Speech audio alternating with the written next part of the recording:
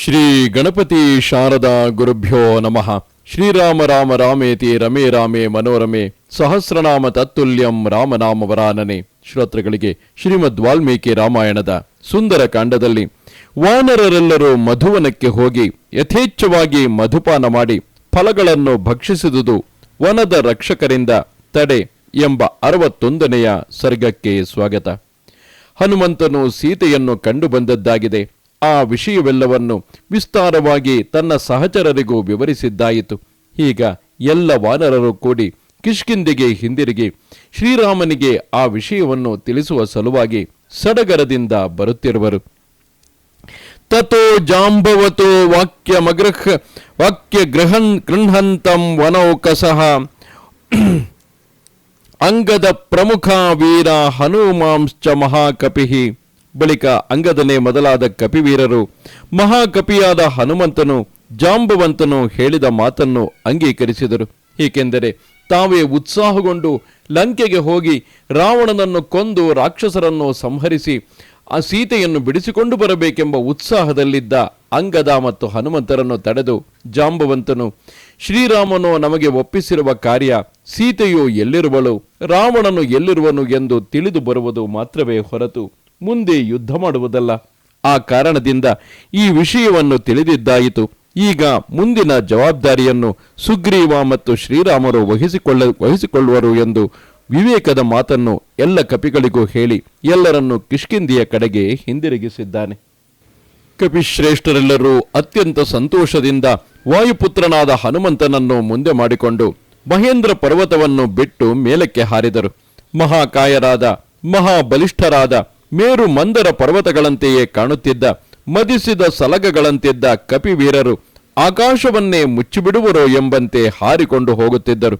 ಸಿದ್ಧ ಚಾರಣರೇ ಮೊದಲಾದ ಭೂತಗಣಗಳಿಂದ ಪ್ರಶಂಸಿಸಲ್ಪಡುತ್ತಿದ್ದ ಧೈರ್ಯಶಾಲಿಯಾದ ಮಹಾಬಲಿಷ್ಠನಾದ ಮಹಾವೇಗವಂತನಾದ ಹನುಮಂತನನ್ನೇ ದಿಟ್ಟಿಸಿ ನೋಡುತ್ತಾ ಕಪಿಶ್ರೇಷ್ಠರು ರೆಪ್ಪೆ ಮುಚ್ಚದ ನೋಟಗಳಿಂದಲೇ ಅವನನ್ನು ಒಯ್ಯುತ್ತಿರುವರೋ ಎಂಬಂತೆ ಆಕಾಶದಲ್ಲಿ ಹಾರಿಕೊಂಡು ಹೋಗುತ್ತಿದ್ದರು. ಸೀತಾ ದರ್ಶನವೆಂಬ ಸಮೃದ್ಧವಾದ ಪ್ರಯೋಜನವನ್ನು ಪಡೆದಿದ್ದ ಸೀತಾ ದರ್ಶನವೆಂಬ ಕರ್ಮ ಸಿದ್ಧಿಯಿಂದಲೇ ಇತರ ವಾನರರಿಗಿಂತಲೂ ವಿಶಿಷ್ಟನಾಗಿದ್ದ ಹನುಮಂತನ ಜೊತೆಯಲ್ಲಿದ್ದ ಕಪಿಶ್ರೇಷ್ಠರು ಶ್ರೀರಾಮನ ಕಾರ್ಯವು ಸಿದ್ಧಿಸುವಂತೆ ಮತ್ತು ಅವನಿಗೆ ಶ್ರೇಷ್ಠವಾದ ಯಶಸ್ಸು ಲಭಿಸುವಂತೆ ಮಾಡಲು ನಿಶ್ಚಯಿಸಿ ಈ ಪ್ರಿಯವಾರ್ತೆಯನ್ನು ಹೇಳಲು ಎಲ್ಲರೂ ನಾಮುಂದು ತಾಮುಂದೆಂದು ಆಕಾಶದಲ್ಲಿ ಹಾರಿ ಹೋಗುತ್ತಿದ್ದರು. ಎಲ್ಲರೂ ಶತ್ರುಗಳ ನಿಗ್ರಹಕ್ಕೆ ಯುದ್ಧವನ್ನೇ ಪ್ರಶಂಸೆ ಮಾಡುವವರಾಗಿದ್ದರು. ಯುದ್ಧ ಬುದ್ಧಿಶಾಲಿಗಳಾದ ಆ ಕಪಿಶ್ರೇಷ್ಠರೆಲ್ಲರೂ ಶ್ರೀರಾಮನ ಮುಖ್ಯ ಕರ್ತವ್ಯವಾದ ರಾವಣ ನಿಗ್ರಹ ರೂಪವಾದ ಪ್ರತೀಕಾರವನ್ನು ಮಾಡುವುದರಲ್ಲಿ ನಿಶ್ಚಿತವಾದ ಅಭಿಪ್ರಾಯವುಳ್ಳವರಾಗಿದ್ದರು. ಎಲ್ಲರೂ ಹಾರಿಕೊಂಡು ನಂದನ ವನದಂತೆಯೇ ಇದ್ದ ಮರ ಗಿಡ ಬಳ್ಳಿಗಳಿಂದ ಸಮೃದ್ಧವಾಗಿದ್ದ ಮಧುವನಕ್ಕೆ ಆಗಮಿಸಿದರು. ಯಾವುದೇ ಪ್ರಾಣಿಯಾಗಲಿ ಪ್ರವೇಶಿಸಲು ಅದು ಸಾಧ್ಯವಾಗಿದ್ದ ಸಕಲ ಪ್ರಾಣಿಗಳ ಮನಸ್ಸನ್ನು ಆಕರ್ಷಿಸುತ್ತಿದ್ದ ಮಧುವನವೆಂಬ ಆ ಉದ್ಯಾನವನವು ಬಲಿಷ್ಠರಾದ ವಾನರರಿಂದ ರಕ್ಷಿಸಲ್ಪಡುತ್ತಿದ್ದಿತು. ಮಹಾತ್ಮನಾದ ಕಪಿ ಪ್ರಮುಖನಾದ ಸುಗ್ರೀವನ ಸೋದರ ಮಾವನಾದ ದಧಿಮುಖನೆಂಬ ಮಹಾವೀರನಾದ ವಾನರನು ಆ ವನವನ್ನು ರಕ್ಷಿಸುತ್ತಿದ್ದನು. ಮನಸ್ಸನ್ನು ಆಕರ್ಷಿಸುತ್ತಿದ್ದ ವಾನರೇಂದ್ರನ ಆ ಸುಂದರವಾದ ವನದ ಬಳಿಗೆ ಬಂದೊಡನೆಗೆ ವಾನರರೆಲ್ಲರೂ ಅದರಲ್ಲಿದ್ದ ಮಧುವನ್ನು ಪಾನ ಮಾಡಲು ಉತ್ಸುಕರಾದರು. ಮಧುವಿನಂತೆ ಪಿಂಗಲ ವರ್ಣದವರಾಗಿದ್ದ ಆ ವಾನರರೆಲ್ಲರೂ ಮಧುವನವನ್ನು ನೋಡಿ ಪರಮ ಹೃಷ್ಟರಾಗಿ ಅಂಗದ ಕುಮಾರನನ್ನು ಮಧುವಿಗಾಗಿ ಪ್ರಾರ್ಥಿಸಿದರು. ಯುವರಾಜನಾದ ಅಂಗದನು ಜಾಂಬವಂತನೇ ಮೊದಲಾದ ಕಪಿಮುಖ್ಯರೊಡನೆ ಸಮಾಲೋಚಿಸಿ ಮಧುವನ್ನು ಪಾನ ಮಾಡಲು ಆ ವಾನರರಿಗೆ ಅನುಮತಿಯನ್ನಿತ್ತನು. ಬುದ್ಧಿವಂತನಾದ ವಾಲಿಪುತ್ರನಿಂದ ಪ್ರೋತ್ಸಾಹಿತರಾದ ವಾನರರು ಜೇನುಗೂಡುಗಳಿಂದ ತುಂಬಿ ಹೋಗಿದ್ದ ಮರಗಳನ್ನು ಹತ್ತಿದರು. ಸುಗಂಧಯುಕ್ತವಾದ ಗೆಡ್ಡೆ ಗೆಣಸುಗಳನ್ನು ಹಣ್ಣುಗಳನ್ನು ಯಥೇಚ್ಛವಾಗಿ ತಿನ್ನುತ್ತಾ ಅವರೆಲ್ಲರೂ ಪರಮ ಸಂತುಷ್ಟರಾಗಿ ಮಧುಪಾನ ಮಾಡಿ ಮಧೋತ್ಕಟರು ಆದರು.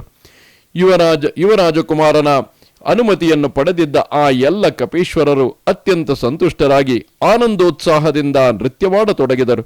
ಕಪಿ ನಾಯಕರಲ್ಲಿ ಕೆಲವರು ಹಾಡುತ್ತಿದ್ದರು, ಕೆಲವರು ಕಿಲಕಿಲನೆ ನಗುತ್ತಿದ್ದರು, ಕೆಲವರು ಕೈಮುಗಿಯುತ್ತಿದ್ದರು, ಕೆಲವರು ಮೇಲಿಂದ ಕೆಳಕ್ಕೆ ಧುಮುಕುತ್ತಿದ್ದರು, ಕೆಲವರು ಅಲ್ಲಲ್ಲಿ ತಿರುಗಾಡುತ್ತಿದ್ದರು, ಕೆಲವರು ನೆಗೆದಾಡುತ್ತಿದ್ದರು, ಕೆಲವರು ಮನಬಂದಂತೆ ರಗಳುತ್ತಿದ್ದರು, ಒಬ್ಬರಿಗೊಬ್ಬರು ತಟ್ಟಿಕೊಳ್ಳುತ್ತಿದ್ದರು, ಕೆಲವರು ಅತಿಯಾಗಿ ಮಾತನಾಡುತ್ತಿದ್ದರು, ಕೆಲವರು ಮರದಿಂದ ಮರಕ್ಕೆ ಜಿಗಿಯುತ್ತಿದ್ದರು. ಕೆಲವರು ಮರಗಳ ತುದಿಯಿಂದ ಕೆಳಕ್ಕೆ ಬೀಳುತ್ತಿದ್ದರು. ಮಹಾ ವೇಗವಂತರಾದ ಕೆಲವು ಕಪಿನಾಯಕರು ನೆಲದಿಂದ ಮರಗಳ ತುದಿಗೆ ಹಾರುತ್ತಿದ್ದರು. ಒಬ್ಬ ವಾನರನು ಗಾನ ಮಾಡುತ್ತಿದ್ದರೆ ಮತ್ತೊಬ್ಬ ವಾನರನು ಹಾಸ್ಯ ಮಾಡುತ್ತಾ ಅವನ ಬಳಿಗೆ ಹೋಗುತ್ತಿದ್ದನು. ಒಬ್ಬ ವಾನರನು ನಗುತ್ತಾ ಹೋಗುತ್ತಿದ್ದರೆ ಮತ್ತೊಬ್ಬ ವಾನರನು ಅವನ ಬಳಿಗೆ ಅಳುತ್ತಾ ಹೋಗುತ್ತಿದ್ದನು. ಅಳುತ್ತಿರುವ ವಾನರರನ್ನು ಮತ್ತೊಬ್ಬ ವಾನರನು ತಿವಿಯುತ್ತಿದ್ದನು. ಹಣ್ಣು ಹಂಪಲುಗಳನ್ನು ತಿನ್ನಲು ಪ್ರೇರಿಸುತ್ತಿರುವ ವಾನರನ ಬಳಿಗೆ ಮತ್ತೊಬ್ಬ ವಾನರನು ಕೂಗಿಕೊಂಡು ಹೋಗುತ್ತಿದ್ದನು. ಹೀಗೆ ಅಲ್ಲಿ ಸೇರಿದ್ದ ಕಪಿ ಸೈನ್ಯವು ಅತಿಯಾದ ಮಧುಪಾನದಿಂದ ಸತ್ವಶಾಲಿಯು ನಾನಾ ಪ್ರಕಾರವಾದ ಚೇಷ್ಟೆಯುಳ್ಳದ್ದು ಆಯಿತು. ಆ ಕಪಿಗಳ ಸಮೂಹದಲ್ಲಿ ಮಧುಪಾನ ಮಾಡಿ ಮತ್ತನಾಗದೆ ಇದ್ದವನು ಯಾರೂ ಇರಲಿಲ್ಲ. ಕುಡಿದು ಕುಡಿದು ಕೊಬ್ಬದೆ ಇದ್ದವನು ಯಾರೂ ಇರಲಿಲ್ಲ. ಹೀಗೆ ಆ ಮಧುವನದಲ್ಲಿದ್ದ ಹಣ್ಣು ಹಂಪಲುಗಳನ್ನು ತಿನ್ನುತ್ತಾ ಮಧುವನ್ನು ಯಥೇಚ್ಛವಾಗಿ ಕುಡಿಯುತ್ತಾ ಮದದಿಂದ ಕೊಬ್ಬಿ ವೃಕ್ಷಗಳಲ್ಲಿದ್ದ ಎಲೆಗಳನ್ನು ಹೂಗಳನ್ನು ಕಿತ್ತು ಹಾಕುತ್ತಾ ದಾಂಧಲೆ ಮಾಡುತ್ತಿದ್ದ ಕಪಿನಾಯಕರನ್ನು ನೋಡಿ ಕೋಪಗೊಂಡ ದಧಿಮುಖನು ಎಲ್ಲ ಕಪಿನಾಯಕರನ್ನು ಹೊರಗಟ್ಟಲು ಪ್ರಯತ್ನಿಸಿದನು. ಆದರೆ ಮಹಾಬಲಿಷ್ಠರಾಗಿದ್ದ ಕಪಿನಾಯಕರು ಅವನ ಮೇಲೆಯೇ ಹಲ್ಲೆ ಮಾಡತೊಡಗಿದರು. ತೀಕ್ಷ್ಣ ಪರಾಕ್ರಮಿಯಾದ ವೃದ್ಧನಾದ ದಧಿಮುಖನು ಅವರೆಲ್ಲರನ್ನೂ ಎದುರಿಸಿ ವಾನರರಿಂದ ಮಧುವನವನ್ನು ರಕ್ಷಿಸಲು ಪುನಃ ಪ್ರಯತ್ನಿಸಿದನು. ಕೆಲವರೊಡನೆ ದಾರ್ಷ್ಟ್ಯದಿಂದ ಕಠೋರವಾಗಿಯೇ ಮಾತನಾಡಿದನು. ಮತ್ತೆ ಕೆಲವರನ್ನು ಅಂಗೈಗಳಿಂದ ಗೊತ್ತು ಗುರಿಯಿಲ್ಲದೆ ಚೆಚ್ಚಿ ಬಿಟ್ಟನು. ಕೆಲವರೊಡನೆ ಜಗಳವಾಡಿದನು. ಕೆಲವರೊಡನೆ ಒಳ್ಳೆಯ ಮಾತುಗಳನ್ನು ಆಡಿದನು. ಹೀಗೆ ದಧಿಮುಖನು ಉದ್ಯಾನವನವನ್ನು ಧ್ವಂಸ ಮಾಡದಂತೆ ಕಪಿನಾಯಕರನ್ನು ಬಾರಿ ಬಾರಿಗೂ ತಡೆಯುತ್ತಿದ್ದನು. ಆದರೆ ಮಧುಪಾನ ಮಾಡಿ ಮದಿಸಿದ್ದ ಅವರನ್ನು ಹೆಚ್ಚು ಕಾಲ ತಡೆಯಲು ಅವನಿಂದ ಸಾಧ್ಯವಾಗಲಿಲ್ಲ. ಮೇಲಾಗಿ ಅಂಗದನೇ ಅನುಮತಿಯನ್ನಿತ್ತಿದ್ದ ಕಾರಣ ದಧಿಮುಖನ ಜೊತೆಯಲ್ಲಿ ಜಗಳವಾಡಲು ಅವರಿಗೆ ಯಾವ ವಿಧವಾದ ಭಯವೂ ಇರಲಿಲ್ಲ. ತಾವು ಮಾಡುತ್ತಿರುವ ಅಪರಾಧಕ್ಕೆ ರಾಜದಂಡನೆಯಾಗುವುದೆಂಬುದನ್ನು ಅವರು ಅಲಕ್ಷಿಸಿದ್ದರು. ಅವರೆಲ್ಲರೂ ಒಟ್ಟಾಗಿ ಸೇರಿ ದಧಿಮುಖನನ್ನು ಹಿಡಿದು ಅತ್ತಿತ್ತ ಎಳೆದಾಡತೊಡಗಿದರು. ಮದಿಸಿದ್ದ ವಾನರರಲ್ಲಿ ಕೆಲವರು ದಧಿಮುಖನನ್ನು ಮಧ್ಯದಲ್ಲಿ ಸೇರಿಸಿಕೊಂಡು ಪರಚುತ್ತಿದ್ದರು. ಕೆಲವರು ಹಲ್ಲುಗಳಿಂದ ಅವನ ಅಂಗಾಂಗಗಳನ್ನು ಕಚ್ಚುತ್ತಿದ್ದರು. ಕೆಲವರು ಅಂಗೈಗಳಿಂದಲೂ ಕಾಲುಗಳಿಂದಲೂ ಪ್ರಹರಿಸುತ್ತಿದ್ದರು. ಹಾಗೆಯೇ ಅವರು ಸುಂದರವಾಗಿದ್ದ ಆ ಮಧುವನವನ್ನು ಹೂವು ಹಣ್ಣು ಮಧುಗಳಿಂದ ರಹಿತವನ್ನಾಗಿ ಮಾಡಿಬಿಟ್ಟರು. ಇದು ಶ್ರೀಮದ್ ವಾಲ್ಮೀಕಿ ರಾಮಾಯಣದ ಸುಂದರ ಕಾಂಡದಲ್ಲಿ 61ನೆಯ ಸರ್ಗವು. ನಮಸ್ತೆ ಶಾರದೆ ದೇವಿ ಕಾಶ್ಮೀರ ಪುರವಾಸಿನಿ ತ್ವಾಮಹಂ ಪ್ರಾರ್ಥಯೇ ನಿತ್ಯಂ ವಿದ್ಯಾದಾನಂಚ ದೇಹಿಮೆ. ನಮಸ್ಕಾರ.